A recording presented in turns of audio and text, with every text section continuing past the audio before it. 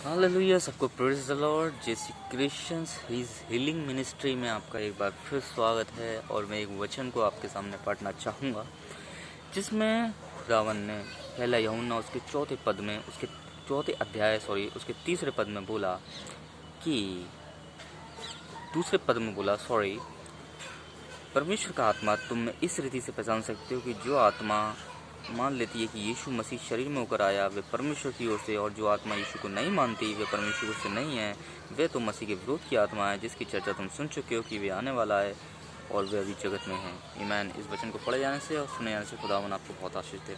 आप आत्मा की परख कैसे कर सकते हैं कि ये आत्मा परमेश्वर की ओर से है या नहीं?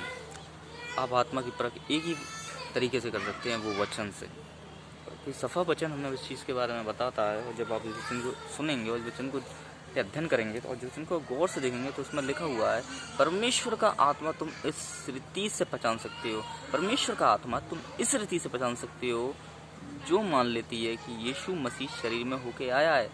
हालेलुया, वो परमेश्वर की ओर से है। इसलिए परमेश्वर का आत्मा जब आप में वास करता है और जब आप में ठहरता है पूरी रीति से, तो वो यीशु पे विश्वास को लाता है। यीशु पे विश्वास को लाता है। वो कहता है इस बात को, वो आत्मा कहती है, जो परमेश्वर की आत्मा है वो आप में होकर बोलती है और वो इस चीज़ को कहती है कि यीशु मसीह शरीर में ही होकर आया। हालेलुया। पर वो शरीर में होकर आया, पर उसने शरीर की बातें नहीं, आत्मा की बातें कहीं। हालेलुया।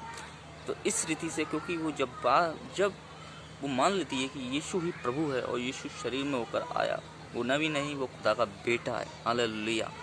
तो आप इससे पहचान सकते हो कि वो जो आत्मा है वो परमेश्वर का है जो आप में वास करता है, और वो आत्मा परमेश्वर का जो आप में वास करता है।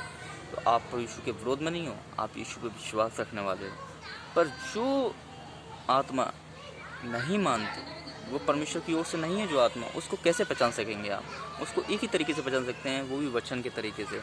जैसे तीसरे पद में देखते हैं हम, पहला यूहन्ना चौथा अध्याय उसके तीसरे पद में, जो आत्मा यीशु को नहीं मानती वे परमेश्वर की ओर से नहीं, वही तो मसीह के विरोध की आत्मा है जिसकी चर्चा तुम सुन चुके हो कि वे आने वाला और वे अभी भी जगत में है। जो आत्मा यीशु को नहीं मानती और जो आत्मा ये अंगीकार नहीं करती कि यीशु एक प्रभु है और उस शरीर में होकर आया, उसने आत्मा की बातें कहीं, वो उस बात पे कन्फेस नहीं करती है। वो आपके घर में भी हो सकती है, वो आपके मोहल्ले में भी हो सकती है, वो आपके परिवार में भी हो सकती है, वो आपके जॉब के स्थान पे भी हो सकती है। और वो अगर आप कभी खुदा की बात कहें उससे और वो कहें कि यीशु ही जो है वो परमेश्वर का बेटा है और यीशु शरीर में होकर आया और उसने आत्मा की बातें कहीं, और वो इसके विरोध में है, तो आप समझ जाओ कि वो आत्मा परमेश्वर की ओर से नहीं है, वो मसीह के विरोध में है। हालेलुया।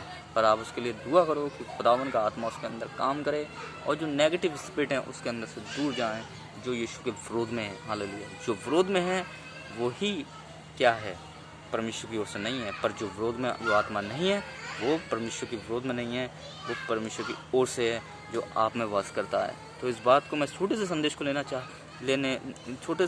को लेने का और उसको लाने का उद्देश्य मेरा यही था कि इस पर मैं एक वीडियो बनाऊं और इस वीडियो के द्वारा मैं आज संदेश आपके साथ शेयर करूं और बांटूं।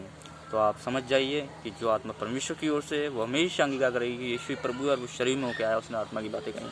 और जो आत्मा परमेश्वर की ओर से नहीं है वो कभी अंगीकार नहीं करेगी। हालेलुया। पर के लिए हम दुआ करें। हालेलुया। सबको जय मसीह की। Praise the Lord. इस छोटे से मैसेज के साथ यीशु के नाम में आमीन।